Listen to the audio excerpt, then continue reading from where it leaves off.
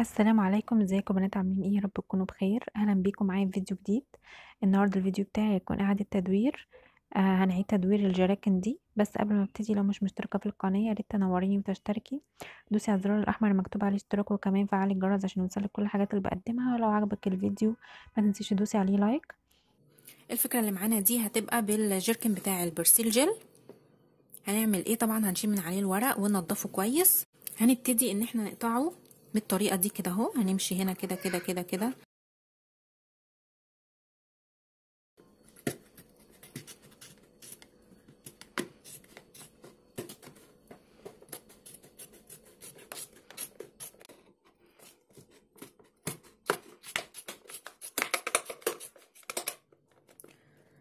ده كده شكله بعد ما قصيته وفتحته. المهم تسيب الجزء ده يبقى متوصل ببعضه. تمام، فتحنا من عند الايد وكل حاجة.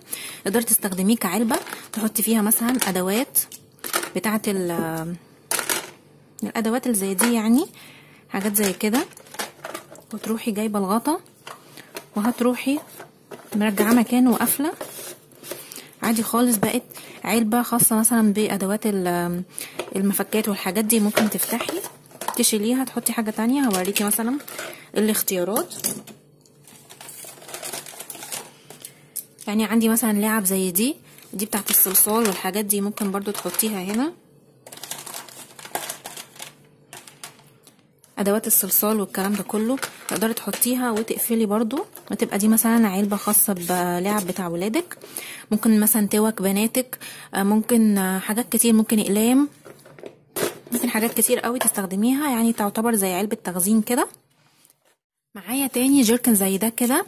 شايفين الشكل بتاعه عامل ازاي؟ من الجزء اللي تحت ده عريض. انا هستغل الجزء اللي تحت ده عشان خاطر هو عريض، وعشان خاطر برضو الرسمة دي هستغلها.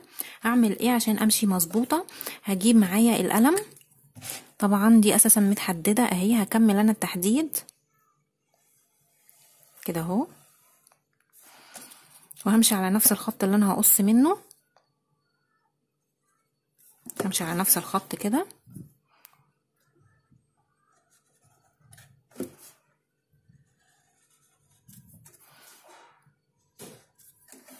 نفس الطريقة دي هوصل لحد الجزء ده اللي انا هقص منه.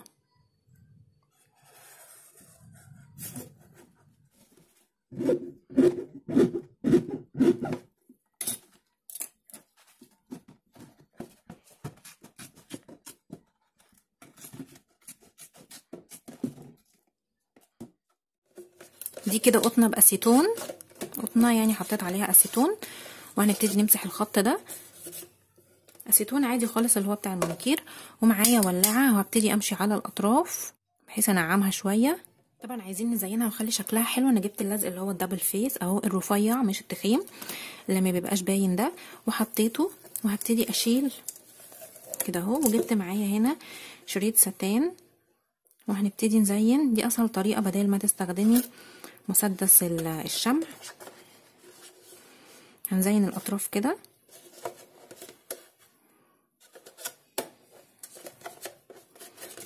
تمام بالطريقة دي. تعالوا بقى نشوف هنستخدمها ازاي. انا هنا كده جيت تحت الحوض عندي وعلقة دي جوه الضلفة. تمام، حطيت فيها، علقت طبعا دي فيها كده. طبعا بعد ما فتحت لها فتحة، نسيت اقول لكم انا فتحت لها فتحة بالسكينة. تمام، حطيت فيها المنظفات بتاعتي، السلك واللي في المواعين. تقدري تستخدميها لاي حاجه وتحطي فيها حاجات كتير في اي ضرفه عندك في المطبخ، وتنظمي فيها الحاجات بتاعتك. وتعلقيها برضو بلزق كده او بعلقه زي دي اصلا دبل فيس، بس الدبل فيس اللي هو الاتقل شويه بيلزق كده في الخشب. وتحطي فيه اي حاجه بقى انتي تحبي تنظميها. دي طبعا بقيت الجيركن اللي انا قصيته وعملته وعلقته وحطيت فيه ادوات النظافه. شايفين الايد دي اللي كانت هنا انا قصيتها زي ما هي كده بالظبط، ما عملتش فيها اي حاجه. هنبتدي بس من الجزء ده هنسويها.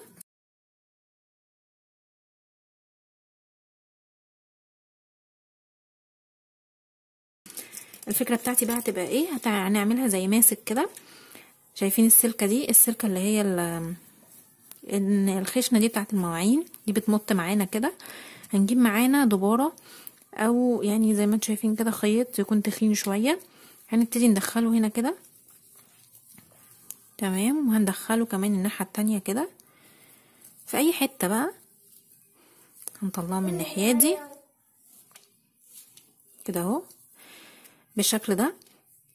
هنبتدي نجيب المسك بتاعنا ده او الدراع، وهندخل الخيط بتاعه، الخيط اللي احنا عملناه من هنا كده، وهنبتدي نلبس دي.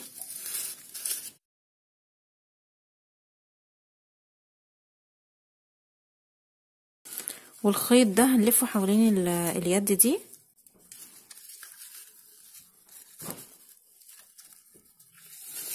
هنعمله عقدة كده، ويبقى انت كده عملتي ماسك للسلك بتاعك. تقدري تستخدميه كده من غير ما تمسكي السلكه نفسها، لان السلكه دي بتخربش الايدين والضوافر.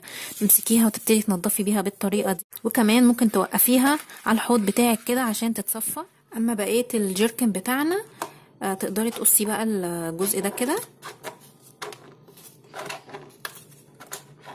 عايزين الرقبه بتاعته بس، وده كده تقدري تستخدميه زي قمع كده بالظبط اهو. ودي بقى هتبقى فكره حلوه قوي بجيركن اكبر شويه. ده الشكل بتاعه، وحاولت ان انا طبعا اغسله واطلع من عليه الورق. هنزينه طبعا، مش هنسيب شكله كده. فكره حلوه قوي، هتنظم معاكي الاكياس اللي في المطبخ. تمام. ازاي؟ كل اللي هتبقي محتاجاه ان انتي هتقصي هنا كده من فوق. طبعا مش هقصها كلها، هوريكم برضو هقصها ازاي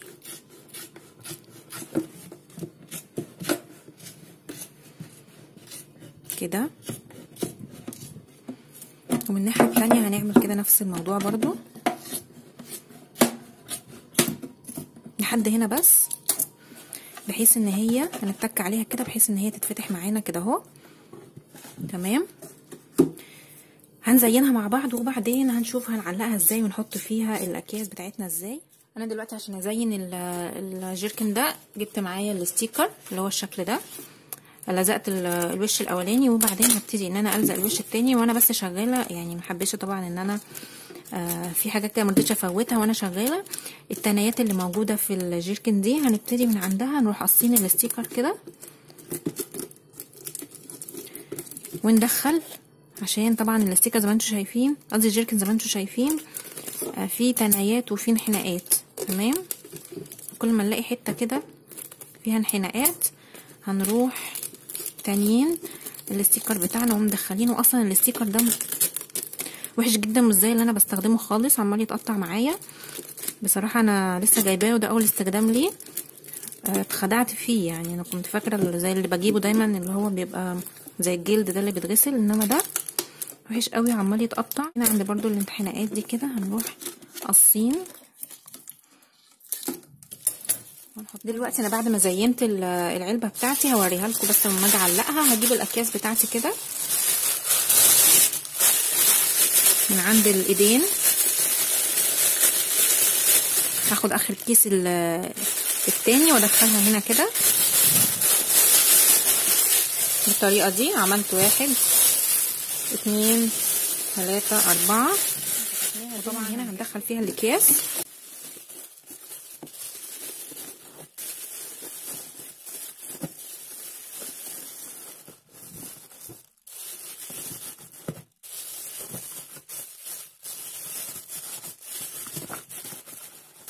بالطريقه دي كده لحد الاخر. هنقفل العلبه بتاعتنا. انا زينتها بدانتيل، شريط دانتيل كده، وحطيت فيونكه.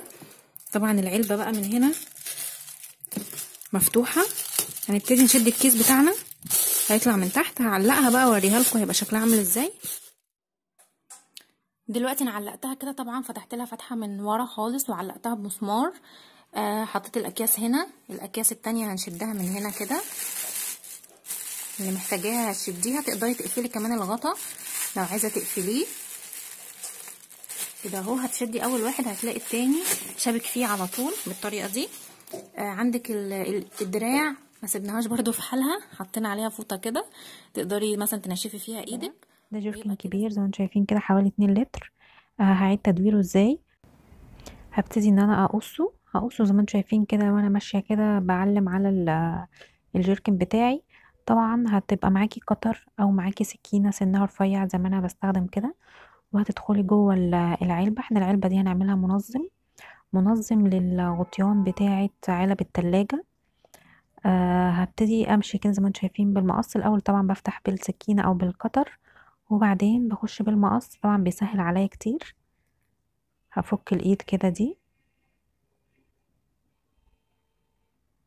وكمان هفك برضو الجزء اللي هو بتاع الغطا اللي فوق ده، مش محتاجينه. زي ما انتم شايفين كده انا ما قصيتش الجيركن لحد الاخر، انا مخليه الجزء من تحت مقفول.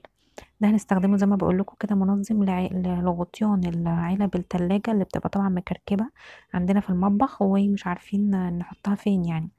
فطبعا الحروف دي بقى نبتدي نسويها، ممكن تمشيها على مكوة او تمشي عليها ولاعة بحيث ان هي ما تبقاش حادة. وبعدين هنبتدي تجيبي علب غطيان العلب بتاعة التلاجة بتاعتك، تبتدي ترصيها كده على قد بقى المساحة بتاعة الجيركن بتاعنا ده. انا كده خلصت الفيديو بتاعي وقلت لكم كل الافكار اللي عندي. قولوا لي بقى انهي فكره عجبتكم اكتر، قولوا لي في الكومنتات. يا رب الفيديو يكون عجبكم وتكونوا استفدتوا منه. ما تنسوش بقى طبعا تشتركوا في القناه لو اول مره تشوفيها، وفعلي الجرس كمان عشان يوصلك كل الحاجات اللي بقدمها بعد كده.